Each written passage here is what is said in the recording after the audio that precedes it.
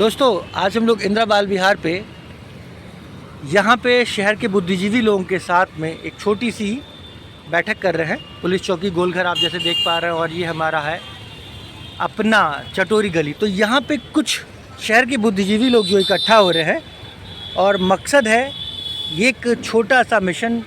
एक बच्ची जिसके साथ अभी हम लोगों ने देखा कि उसके मानवाधिकारों का हनन हुआ है, उसका रेप हुआ और उसकी हत्या कर दी गई है। तो आइए जानना चाहते हैं कि शहर के हमारे बुद्धिजीवी इस संदर्भ में क्या सोचते हैं। सबसे पहले हमारे साथ में जुड़ी हैं रिमझिम अग्रवाल। तो रिमझिम, आप अपना परिचय थोड़ा सा बताएं कि आप कौन हैं और क्या करती हैं रिमझिम। सर, मैं रिमझिम अग्रवाल गोरखपुर से बिलोंग करती हूँ। यहीं पढ़े हैं, यहीं जीवन बिताया अपना अभी तक। और मैं लॉ स्टूडेंट अभी LLB कर रही हूँ। सो सर, मैंने ये केस देखा भी जितना भी, और सर ने बुलाया, हमारे सर ने तो बोला कि आइए आप। सर ने कुछ बोला नहीं था कि आप खुद आइए ये करिए, उन्होंने फ़ोन वोन नहीं किया। आपको खुद दिमाग होना चाहिए कि ऐसे केसेस में आपको खुद आगे आना चाहिए कि एक बच्ची के साथ अगर ये हो सकता है तो सोचिए हमारे और जो बड़े लोग हैं उनके साथ। कुछ तो बच्चे बोल भी नहीं पाते जिनके साथ ये होता है, और उनका ट्रॉमा जो अभी शुरू हो रहा है, जो छोटे बच्चे के साथ होता है, उसके बाद वो बड़े होकर क्या क्या करते हैं, उनके साथ वो कैसे बीतता है, आपको तो उस बारे में अंदाज़ा भी नहीं है। और हम कहते हैं ना पॉक्सो एक्ट, हमारे संविधान में एक चीज़ कर दी गई, पॉक्सो एक्ट। 14 नवंबर 2012 को ये पॉक्सो एक्ट लागू हुआ था, अमेंडमेंट हुआ था। उससे पहले भी बच्चों के रेप होते थे। उसके बाद ये लगा कि गवर्नमेंट को लगा कि हाँ इन्हें करना चाहिए। पॉक्सो एक्ट का मतलब क्या होता है? Protection of children from sexual offence, जो 2012 में इम्प्लीमेंट हुआ था। अब उसमें ये होता है कि 18 साल के जितने भी बच्चे नीचे हैं, चाहे वो कोई भी जेंडर हो, उनको वो प्रोटेक्शन दी जाएगी। अब प्रोटेक्शन कहाँ से आती है? हम पुलिस के पास जाते हैं, हम गवर्नमेंट के पास जाते हैं। अब जब गवर्नमेंट, जो पुलिस वाले जो हमारी बच्ची का इतनी बुरी तरह उन्होंने रेप किया है, उनके मारा है, अब हम किसके पास जाएंगे? अगर बताइए कौन हम। और ऊपर से हमारा अमेंडमेंट जो था वो 2019 में दोबारा उसमें हुआ कि डेथ पेनल्टी डाली गई, जो पहले नहीं था। उसमें भी बहुत लड़ाई हुई, चीज़ें हुई। फिर वो डेथ पेनल्टी, अब ये भी बोलते हैं कि सुप्रीम कोर्ट के उसमें rarest of the rarest case में ऐसा होता है कि उनको डेथ पेनल्टी दी जाती है। हम ये कहना चाहते हैं कि क्यों ये बोला जाता है कि ये इसका सज़ा इतना है, इसका। हम कौन होते हैं डिसाइड करने वाले? जो बच्ची वो झेली है वो तो मर गई, अगर वो जिंदा रहती तो क्या उसका वो सज़ा कम होती? उस बच्ची का जो टॉर्चर हुआ है वो कम है क्या? वो जो माँ बाप जो उनको पैदा किया तो उनका टॉर्चर कम है? और हमारी गवर्नमेंट सिर्फ ये बोलेगी कि नहीं इसको 20 साल की सज़ा देंगे, इसको डेथ सर्टिफिकेट देंगे, इसको ये देंगे, वो देंगे। हम हैं ये बोलने वाले, और हमें क्यों लड़ना पड़ रहा है इस चीज़ों पे? हमारी गवर्नमेंट कहाँ है? हमारे प्रधानमंत्री क्या है कर रहे हैं? हमारे खुद के शहर में, गोरखपुर शहर में, जहाँ CM जी का इतना राज चलता है, बोलते हैं कि CM जी हैं हमारे, सब कर लेंगे, हमारे सांसद जी हैं, रवि किशन जी हैं, क्यों नहीं आ रहा उनका स्टेटमेंट? क्यों नहीं आ रहा है? जिनको वो कन्या पूजन के लिए बुलाते हैं, उनके पैर धोते हैं, उनको बोलते हैं कि अरे बहुत देवियाँ हैं, उनके खुद के डिपार्टमेंट के बच्चे, उनके खुद के डिपार्टमेंट के पुलिस ऑफिसर्स ऐसा करते हैं। उसके बाद हमें क्या मिलता है कि हमें प्रोटेस्ट करना चाहिए। हाँ, उनको जेल में डाल दिया है, बाद में ये करेंगे वो करेंगे। बहुत बहुत ख़राब लगता है। और स्पेशली ख़राब ये लगता है कि जब हमारे देश में ऐसे सर जैसे लोग जब ये प्रोटेस्ट करना चाहते हैं, इसके आवाज़ उठाना चाहते हैं, तो यहाँ कोई नहीं दिखता है। कोई भी नहीं दिखेगा, ना माँ बाप दिखेंगे, ना कोई और दिखेगा, क्योंकि उनको डर लगता है अरे कहीं गवर्नमेंट हमको ना कुछ बोल दे। पर उनकी जब बेटियों के साथ ये होगा ना, तो जब कोई नहीं खड़ा होगा ना, तब उन्हें पता चलेगा कि एहसास क्या होता है, उन माँ बाप के पास क्या बीत रही है। जस्ट बिकॉज उनके पास पावर नहीं है तो उनके साथ कुछ भी हो सकता है। और हमारे पास मतलब उनके पास पावर है, वो मिनिस्टर हैं, ये हैं, वो हैं, तो वो हमारे साथ कुछ भी कर सकते हैं। अभी हमारे साथ लीक का पेपर जब लीक हुआ था, उसके बाद इतनी सारी चीज़ें हुई, उसके बाद भी गवर्नमेंट को ये एहसास नहीं हो रहा कि उनको अकाउंटेबिलिटी लेनी चाहिए, रिस्पॉन्सिबिलिटी लेनी चाहिए। उसके बाद भी वो यही हरकत कर रहे हैं, और हमारे खुद के गोरखपुर शहर में ऐसा हरकत हो रहा है, तो सोचिए आप बाकी देश में क्या होता होगा। हम सॉरी टू से सर, आप CM हैं, पर आप ये बात बोलते हैं कि यूपी में हमारे केसेस कम हो रहे हैं, हम भ्रष्टाचार ख़त्म कर देंगे, हम रेप ख़त्म कर देंगे, हमारे केसेस कम हो रहे हैं। हमें तो नहीं लगता है। और अगर ऐसा हो रहा है तो हमें प्रूफ चाहिए कि आप एक्शन लीजिए, उसको डेथ सर्टिफिकेट हम देना चाहते हैं, आप उनके घर पे जाके हम देंगे सर्टिफिकेट, आप मत बनवाइएगा डेथ सर्टिफिकेट, हम बना के देंगे, उसको मारिए, इनकाउंटर होना चाहिए उस आदमी का। बस सर यही बोलना चाहते हैं, इंसाफ मिलना चाहिए। दोस्तों अभी हम लोग देख रहे हैं कि किस तरीके से रिमझिम ने अपने दिल की बात कही कि एक युवा क्या सोचता है हमारे देश के क्राइम के प्रति, और एक जो एक मैच्योर जनरेशन जो हमारी बुद्धिजीवियों की है, ये बहुत ही हमारे लिए गर्व की बात है कि आज दोनों एक ही फ्रेम में हमारे साथ हैं।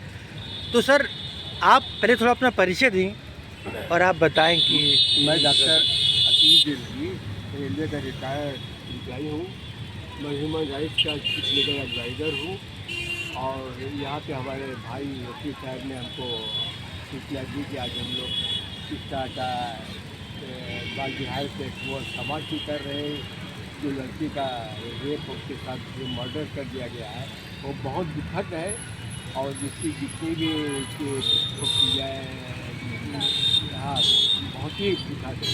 अभी कितना क्या नाम है आपने? हाँ फिर अभी हमारे साथी रिमझिम ने बहुत अच्छी बातें की, बहुत ही यंग लड़की है, बड़ी इसकी सोच भी बड़ी सुन रहा था, इसकी बातों को बोलने का ढंग, और लीगली हर तरह से जो भी थोड़ा लॉजिकली बहुत अच्छी बात कही। और सबसे बड़े खेत की बात है कि जब गोरखपुर जैसे शहर में जहाँ का CM यहाँ का है, लॉ एंड ऑर्डर यहीं से चलता है, यहीं से सारा सब कुछ हो रहा है, वहाँ इस तरह की जो घटना हो जाए, और आज तक ना विधायक ना MP ना CM को तो छोड़ दिए, विधायक MP भी ना उसके घर गए, ना इसके बारे में किसी तरह से कोई हाईलाइट किया। ये इसके लिए कुछ न कुछ करना चाहिए, बहुत खेल है। अभी खैर हम लोग अब इसकी धीरे धीरे रणनीति बना रहे हैं, इसके आगे कुछ काम करेंगे मंडे से इसके ऊपर। सर ये एक सोचने की बात है कि इस तरह की घटना घटती तो शहर चुप क्यों है?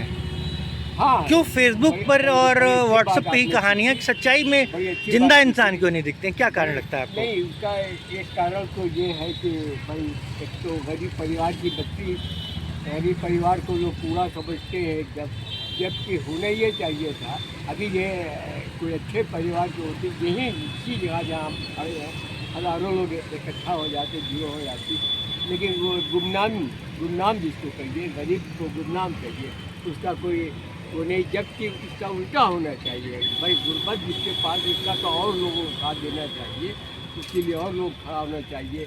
न भाई न उसके घर भी कोई गया, न कोई किसी तरह सुन लीजिए, अच्छी बात नहीं है। आप सर क्या गोरखपुर का भविष्य देखते हैं? अगर ऐसी घटनाएं घट रही हैं तो क्या लगता है कि भविष्य में क्या इस तरह की घटनाओं को रोका जा सकता है, या फिर ये चैलेंज है शहर के लिए? बात को जो आ रहा है कि लॉ एंड ऑर्डर है, बड़ा अच्छा, ये सब खाली ये सब कागजी है, ऊपर वाला लगता है हमको।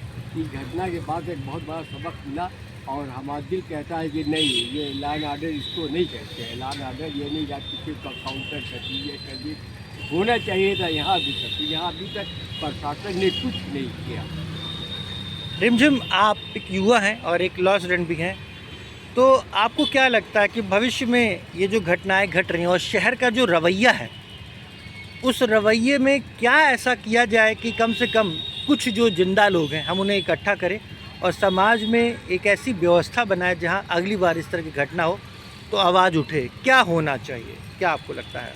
देखिए भैया, मेरे हिसाब से अगर मैं होती तो मैं ये करती, पहले तो जितने जिंदा है, क्योंकि आधे तो मर चुके हैं, आधों को तो ये लगता है कि अगर मैंने कुछ बोल दिया तो हमको तो सीधा, और ये डर जो है ना, ये हमारी गवर्नमेंट में हमने ठूस के डाला हुआ है।